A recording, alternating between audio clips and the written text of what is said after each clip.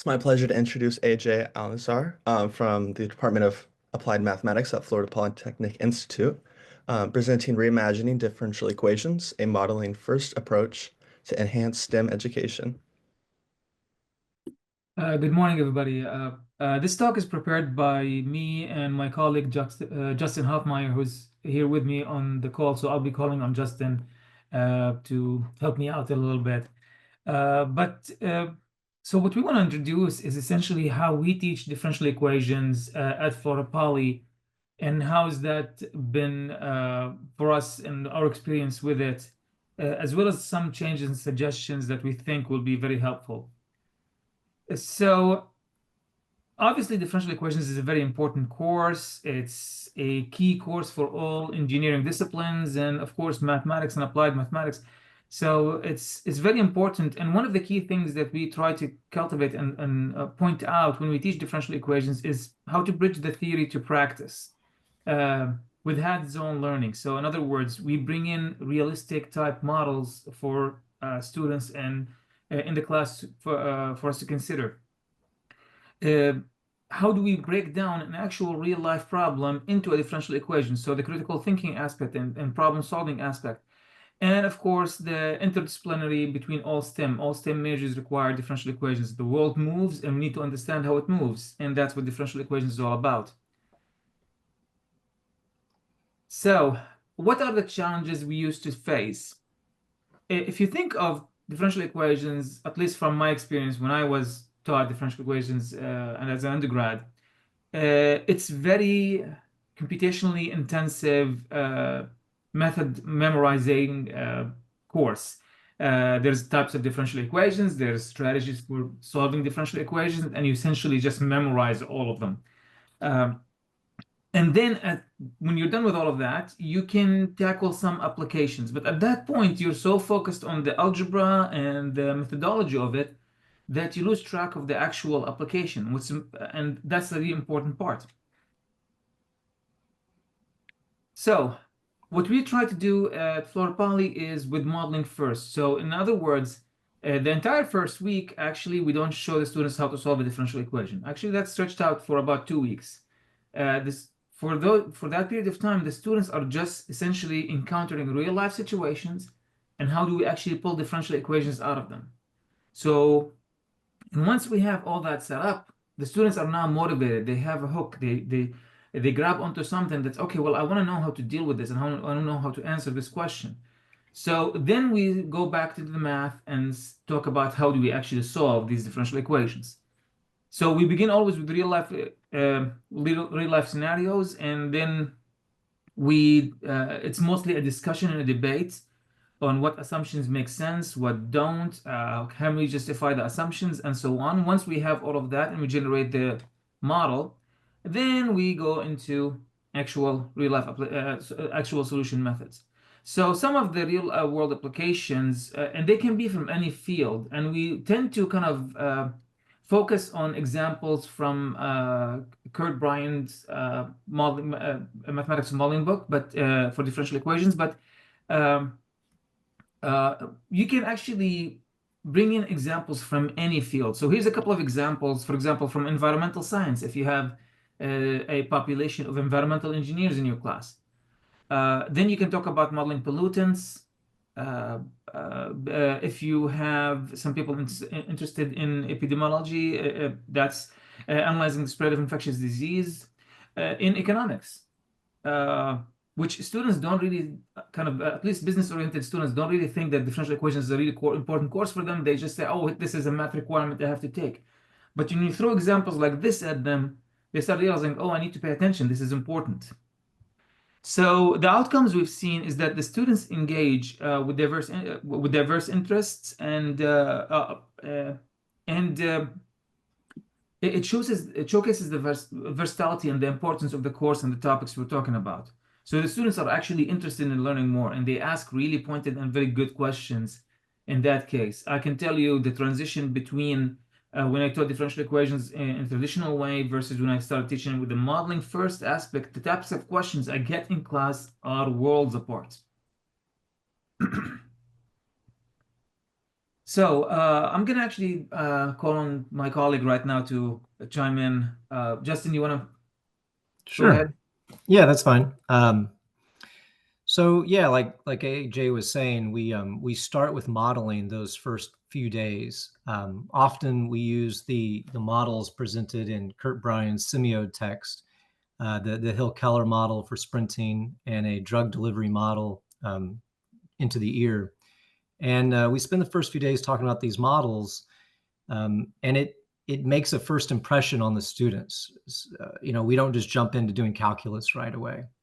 And then we continue with this kind of modeling first approach by each time we move into a different unit, we also start with modeling. We either introduce new units with the new chapters, um, or we kind of refresh previous models that from a different perspective. And then even every day we come back to modeling, right? To make our class a modeling first class, we keep reemphasizing these connections between the differential equations and the models. So by starting the class with the models, kind of getting those down, we have those examples at our disposal as we move through the course, and we can keep referencing them like every day. And yeah, like we often have classroom time where students work in groups on these problems. We'll present some models and ask them follow-up questions. We will have lab activities, and we'll talk more about the labs on the next slide. But the students are often given problems that can seem a little bit more open-ended than the types of problems you encounter when you're just teaching the techniques of solving the differential equations. And some of these exercises that we use are presented again in Kurt Bryan's text. Down below, you'll see a picture of our students taking an exam. So we call our exams celebrations. So one day the students, we didn't put them up to this. They just brought a bunch of party hats to the exam, and they all celebrated the exam. So we kind of joke that our exams are so good that our students are happy to take them, but which of course isn't true. But we on the exams as well. We come back to having modeling questions on the exam as well. So I can, Justin, do you want to continue on this? No, you go ahead. I can. What's the core elements and how do we actually create the assessments? So as Justin was saying, the core elements is early engagement. Get them motivated and give them something to hook onto, to something to grab from the very beginning of the course. Each chapter or each topic is introduced with a big model, usually a very open-ended model, and then we start tweaking, putting additional assumptions on it, and to bring it back to something that's within the differential equations realm or level. There's also continuous connections. The daily lessons link back to applications. So very rarely do we introduce a topic without some model attached to it. There's always something. Do you remember when we talked about the mixing tank problem? Do you remember when we talked about the Hill-Keller model? So there's always something tied to something we've talked about previously or a model that we're discussing currently. In terms of assessment, so how do you actually assess when you're teaching the entire class with modeling? You can discuss a model in class and give them a baby version of it on an exam. So exams will include conceptual questions. So for example, in this model, we made an assumption. Why? Have them explain. And there is always going to be some computational exercises to reinforce the understanding. So not only do they have to set up a model, they have to be able to solve it, they have to explain what the answer means in plain English. So within our construction of the course, we created 6 labs. And the labs are essentially kind of scaffolded labs. We take a day in the class every couple of weeks, and we have a lab day in class where the students are handed the assignments and they're going to try to work on them. Most of these labs are kind of group work, so the students kind of get together and work on them.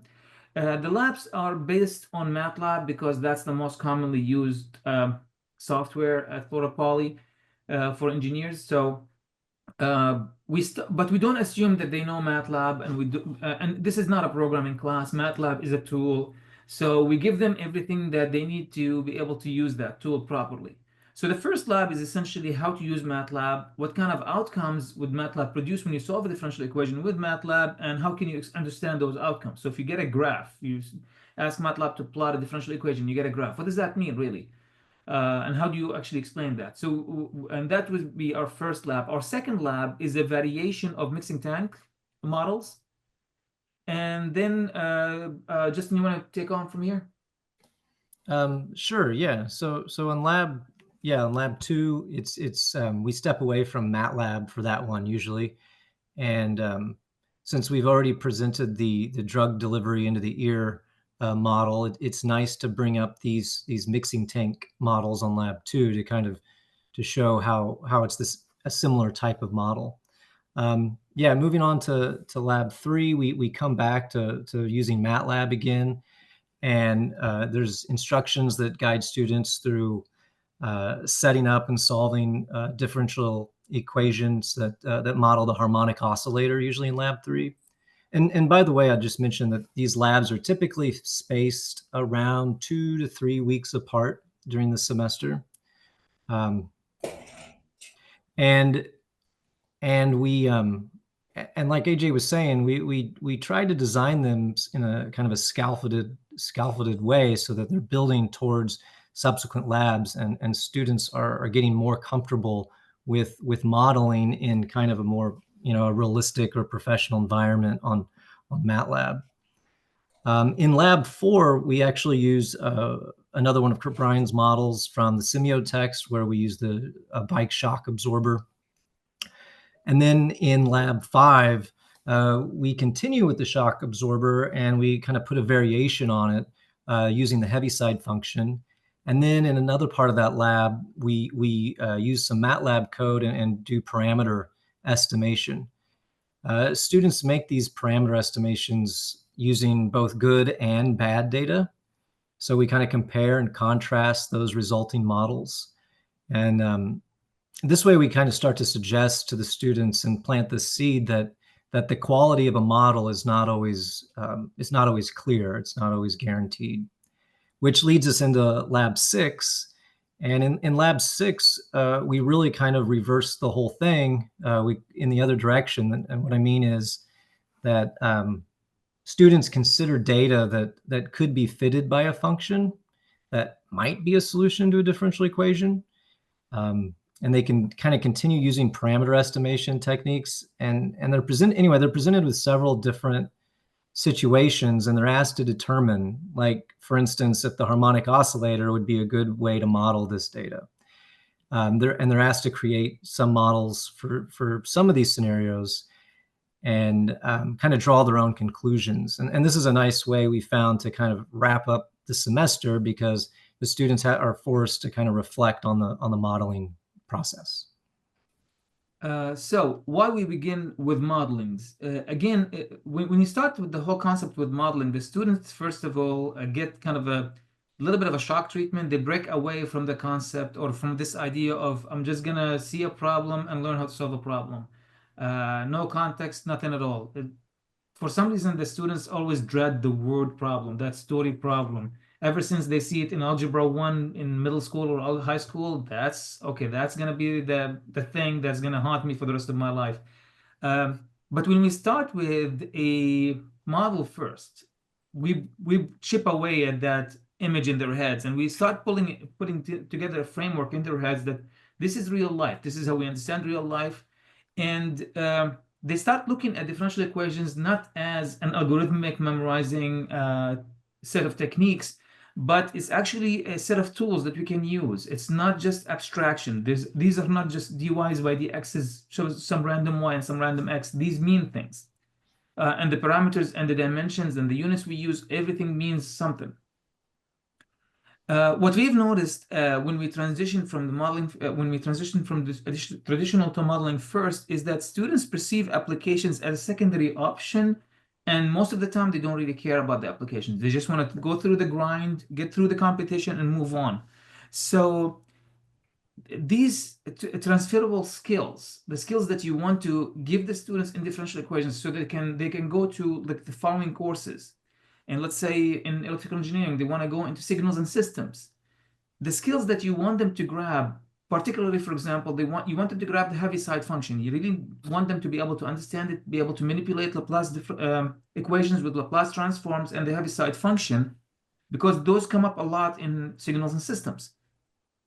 If you don't tie it together in a conceptual modeling kind of concept, the students will memorize the technique, forget them as soon as they're done with the class, and then go to the following class completely fresh. They just miss that opportunity. From our engagement with the student, we actually constructed and used a whole lot of surveys. After each lab, actually, they did a survey. And at the end of the semester, they did a survey. And we surveyed the students to no end. So we have accumulated a whole lot of data about their responses, their feedback, what they want. So we do notice, and we looked at similar assessments in previous semesters versus when we started doing modeling first. And we noticed an upward trend in terms of overall average, student success rate, DFW rates, overall improvements. Some of those improvements are quite a lot. So we do notice that students are more engaged. They have developed really good critical thinking skills. They have been able to take what we've taught them and go to their disciplines, if they're outside the math discipline, other engineering disciplines, and be able to implement and see. I've had students in environmental engineering come and see me. It's like everything, all day, all I do is the mixing tank problem. So they kind of took that skill and now they understand how it applies to different fields and their disciplines. And we've actually noticed students coming back after they finish differential equations wanting to participate in the Scudem competition or other modeling competitions. So they're really interested in this kind of topic. From the faculty, we've noticed that the faculty are more excited about teaching the class. They enjoy it, at least I do quite a bit. The class is much more fun to teach. It's much more enjoyable. You get to kind of stretch your mind a little bit, as opposed to just teaching the students techniques. It's a major difference. And when the faculty are enjoying what they're doing, the students feel that enjoyment, and it carries with them. So what are the barriers? And the research questions we're trying to tackle right now is, what is stopping people from adapting this method? Is it what are the barriers that the people are dealing with? If we know that modeling really works and it's very effective, and there's been research on modeling for years now that says it's very effective.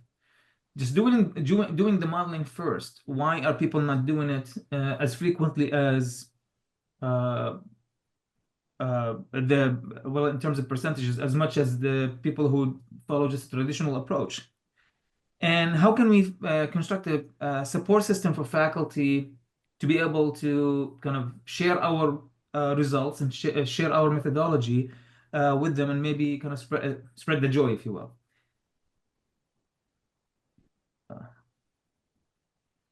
So some more specific student feedback and faculty feedback. So modeling improved the understanding of real-world relevance.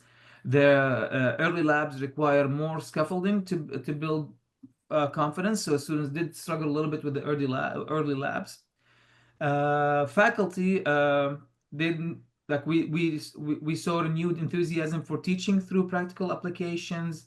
Highlighted the need for accessible resources and training. So we did notice that some people do need some training, and they do need resources to be available. So we need even more resources than what we've developed so far. So in conclusion, the modeling first approach transforms differential equations instruction. It bridges the gap between theory and practice. It fosters engagement. It prepares students for other disciplines within STEM. Yeah. And if you'd like to partner with us, if you'd like to have access to our resources, we'd be more than happy to share with you. Here's my email. Yeah, you can email me or email any of my colleagues. We are kind of a team at Florida Poly working on this. And we would love to help, and we would love your help as well. So if you're interested in organizing workshops, developing materials, supporting these initiatives, please let us know. And I think, of course, a special thanks to Brian Winkle, Adam Ram, Jared Bunn, Mike Billesliper, and of course my colleague and co-speaker, Dr. Hofmeyer. And any questions?